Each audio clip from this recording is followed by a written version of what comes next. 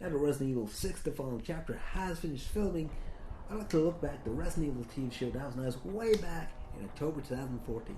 The TV series will act as a follow-up to the movie series and is set to air after the final film is released, which means it will be released sometime late 2017 to early 2018. Now, just 2 months before that, there was a pitch for another Resident Evil TV series. The show was going to be similar to Gotham, as it was going to be a prequel story to a major franchise. Actually, it was in fact going to be set before the first game and include a new original main character who was going to be supported by several characters that featured in the game series. Actually, it was a story that was set in the world of the game series. A pitch video was released. The video didn't consist of any new footage, but used footage from the Hannibal TV series and the Evil Dead remake. The overall tone was going to be a lot darker than anything we've seen in the movie series. In this video, I'm going to look at 4 ways to make an awesome Resident Evil TV series. But in order to do this, I'm going to look at the history of the game series and the movie series, so this video will contain a lot of spoilers.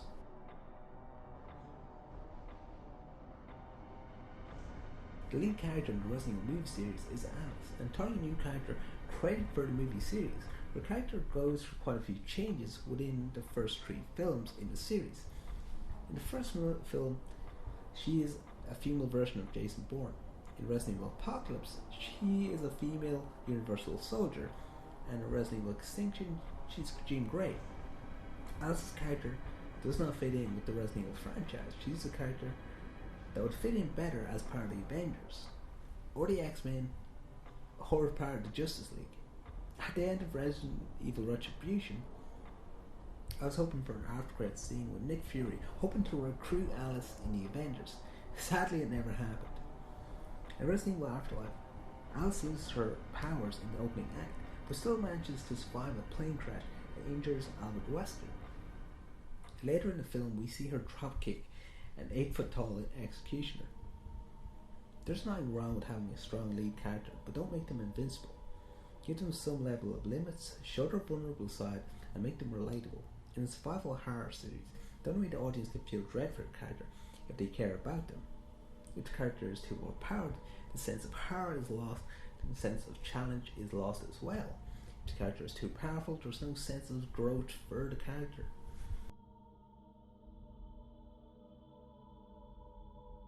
Game characters do feature in the film series, but they all play a minor part in the story. In the first film, the cast is an entire set of new characters. Some characters do share certain character traits with some iconic characters.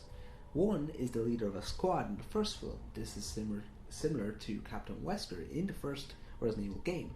Spencer being revealed as a traitor in the end of the film is also similar to Albert Wesker in the first game. Matt is on a quest to find out what happened to his sister. His love for his sister is similar to Chris Redfield. The only game character in the first Resident Evil movie is William Birkins, who appears very briefly at the end of the movie. In Resident Evil Apocalypse, Jill Valentine, Carlos Oliveira and Nikolai all feature in the film. Jill Valentine is very similar to her game character, but lacks a history with characters like Chris Redfield and Albert Wesker.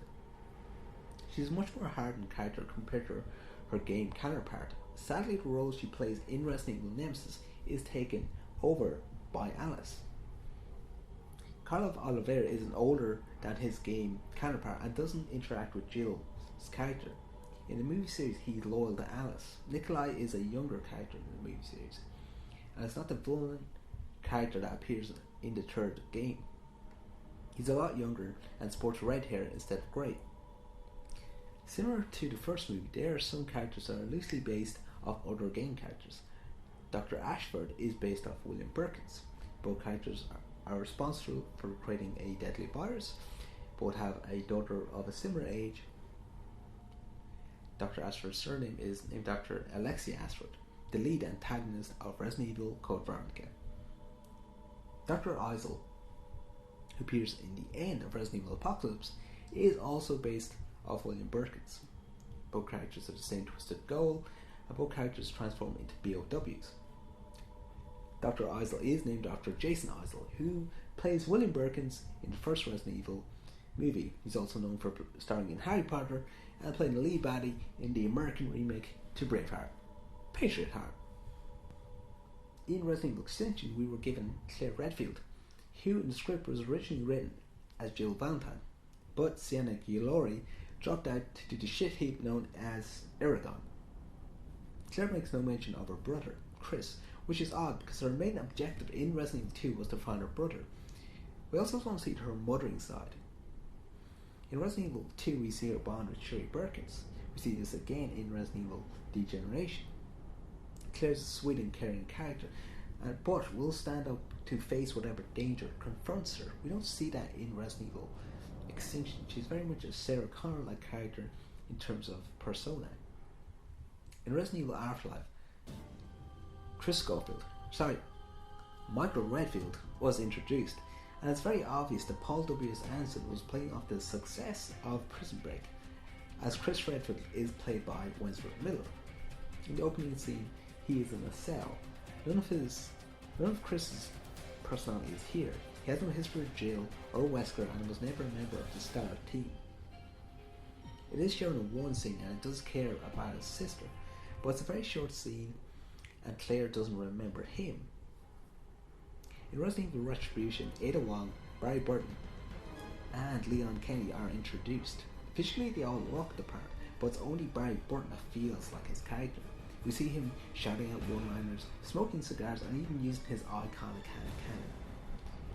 Ada Wong is very robotic in terms of personality, and flirtatious interaction with Leon is completely absent. As for Leon's character, his character is completely lost. Gone is his charm and his passion, his drive to help people.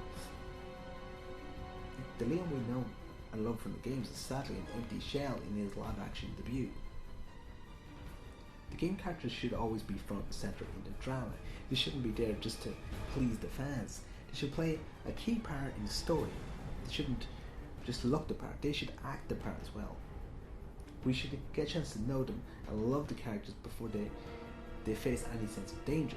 I'd love it if Season 1 had a cast of characters that consisted of Chris Redfield, Barry Burton, Jill Valentine, Albert Wesker, and of course Rebecca Chambers.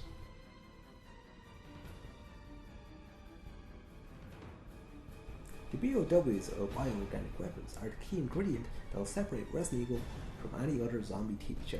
I'm talking about iconic BOWs like Yawn, Neptune, the Hunter, the Tyrant, Nemesis, the Licker, Crimson Head, Lisa Trevor, the Regenerator, and Mr. X. Quite a few BOWs feature in the film series, but once again they're just there to please the fans rather than to produce a scare. Lickers are seen in the first two films in the series, but are never shown as a threat, as Alice managed to wipe out a group of them with ease in the second film. Remember that badass moment in Resident Evil Nemesis, where Nemesis kills Brad with his tentacles? It's an iconic moment, and one I will never forget. In Resident Evil Apocalypse, we see a hand-to-hand fight with Alice and Nemesis. Somehow, Nemesis knows Kung Fu and is defeated by the power of his boner. Nemesis turns into Jaws and decides to side with Alice. He then takes a helicopter to the face for Alice, like a true gentleman. In Resident Evil Extinction, the Tyrant is finally revealed, and we are truly disappointed as he spends half the time taunting Alice. And he's got a freaking lobster claw. Albert Wesker was once human, but then he became the ultimate BOW. He's very different to a lot of BOWs as he maintains his own intelligence and isn't controlled by anyone. He's an almost unstoppable force and is driven by his desire to be a god. In Resident Evil Afterlife, his goals are a lot simpler, as Hannibal Wesker just wants to devour Alice to gain his control back. The BOWs shouldn't be just used for action sequences. They should be there to add a fear factor, to add a change up to the zombie drama. They should be there to constantly frighten and challenge the lead protagonist.